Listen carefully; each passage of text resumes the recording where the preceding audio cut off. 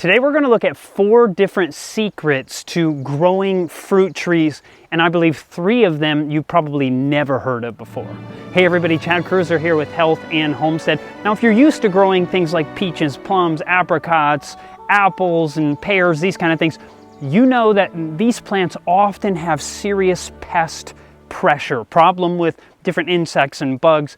One of the ones that has to do with stone fruit is the peach borer, which can decimate your fruit trees. Now, my friend Anthony Chaya is going to give us some insight on how to deal with our fruit trees. Just a little bit of information about the peach borer. It's a moth that's native to North America. They love host plants of peaches, cherries, apricots. That's why it's named the peach borer. The female will lay its eggs around the base of the tree, and the larvae will grow, climb up and infest the tree, feeding on its cambium layer. And it's very common that their infestation will actually kill, the peach tree. So I know some peach farmers who have given up on it altogether just because of this problem. We were talking about the peach borer laying its eggs around the base of the tree. So one potential solution is just to cultivate around that tree. You get the benefit of softening the soil so that when the rain comes, it will soak in. You can destroy the weeds and potentially prevent these peach borers from ever hatching in your tree zone here. Stirring up that soil, because if she's laying her eggs there and you disturb them, putting them at a depth or at a height that they're not going to survive, you may reduce your, the rate of infestation. So the hoe I was using is a special hoe to me. It's called a butterfly hoe. The reason I like it, it has a nice wide blade, so if I need a wide hit in the ground, it has that. But if I need to be more accurate, I can turn it to its side. I can cultivate between thin rows of lettuce or anything that's tight. Or if I just need to pierce the ground, if it's very difficult, or if I'm trying to pry up a deep-rooted weed, the shape provides for so much versatility. It's also a single welded unit, so a lot of tools have a joint here and they get wobbly and break. This is welded all the way through. Another thing I love about this is the handle is more like a broom handle. So it's light, it feels like you can move. It doesn't feel like it's so heavy that the tool itself is wearing you out. This one, we've cut the top for someone a little bit shorter. This tool can be purchased from a company called Bowman Handles in Arkansas. So they have a website, Bowman Handles. I believe it's even under $20. And it's a quality tool. One thing you may want to ask them is they have 2 grades of customers, and this particular one is sharpened on the inside, which is not our preference. We like it sharpened on the outside because your motion is like this, and when it's sharpened on the outside, when it hits the ground, it continues in that natural motion toward you, so it's a nice round motion. This one, when it hits the ground, being sharpened on the inside, it actually fights to go forward toward you, and so it feels a little bit more blunt and less sharp. However, they have a group of customers that like this for whatever reason. Maybe they're not hitting, maybe they're just dragging or something like that, and they want it to cut that direction. So you'll have to ask them, are they sharpened on the inside or the outside? Again, I like it sharpened on the outside for what I do. If all you're doing is dragging, then this one is just as good. If you have a peach borer, you see that amber gel coming out of your peach tree, it may look small and you may be tempted just to let it go, come back later, but it can kill your tree. So an option is literally to perform a bit of surgery, carving out that infestation. Okay, so this one is really bad. It's bleeding. It's got this goo, and so we want to come behind it, and you can see how deep that infestation is. Look at that. It's just decayed in there. So these little larvae are in there just eating away. And so what we're doing is really scraping away, because they've been able to bore, that's why they're called a borer, down below just the surface.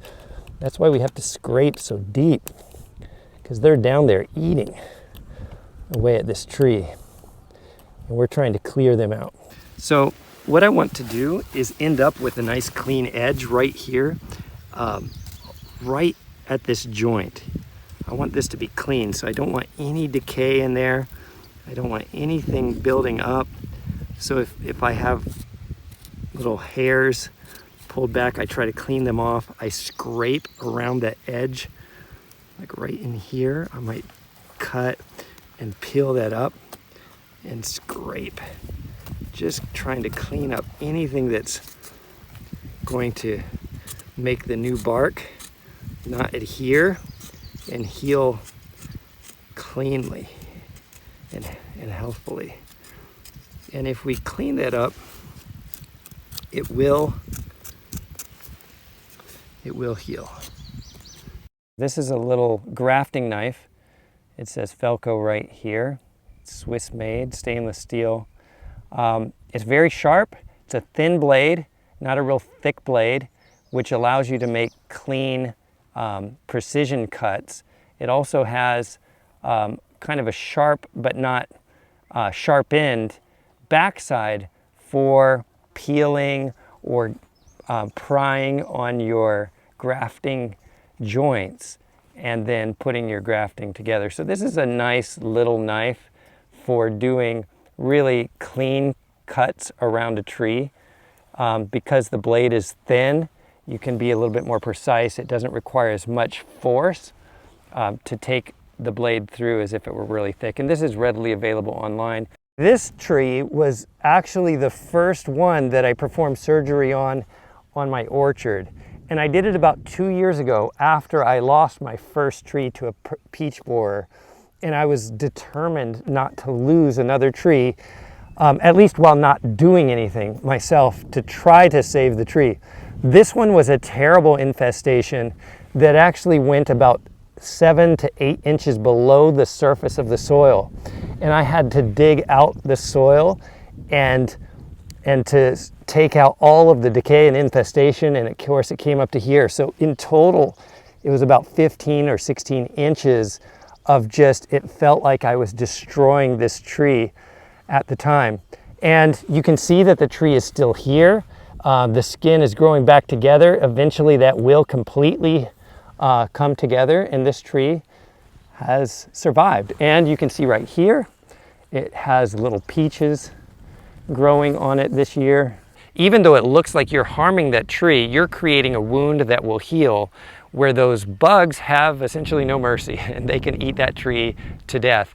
So it's better to do that seeming, temporary damage and let the tree live than just to let the bugs have your tree.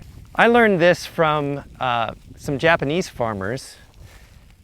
What they'll do is at the end of the season, they'll get some dead grass or something like this, and they'll wrap it around the trunk of their fruit trees. And then they'll just take some twine and tie it, let's say here and here. And that doesn't necessarily protect the tree. It may protect it from some frost if it's sensitive to that, but it actually attracts a lot of the bugs to lay their eggs and to overwinter right here in the grass.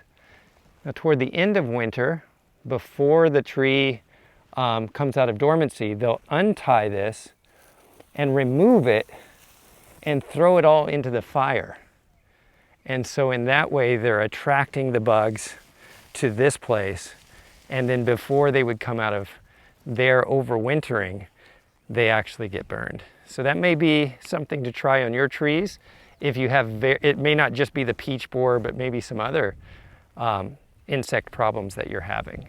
When you're pruning a branch off of a tree with these bypass pruners, that's where this goes past this, this blunt part.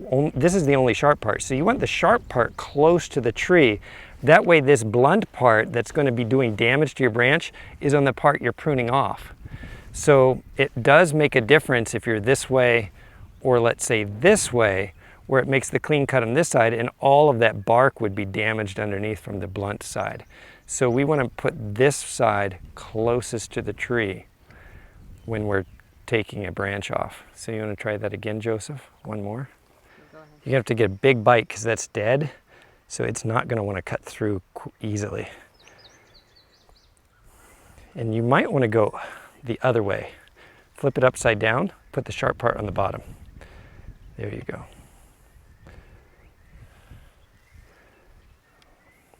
It might be too hard for Joseph boy. You can do it. You can do it, little Joseph. You can do it. You're almost there. Give it your all. Get a good bite. Okay, I'll clean that up with the knife. If you like this video, hit the subscribe button, hit the bell notifications. God bless and have a fantastic day.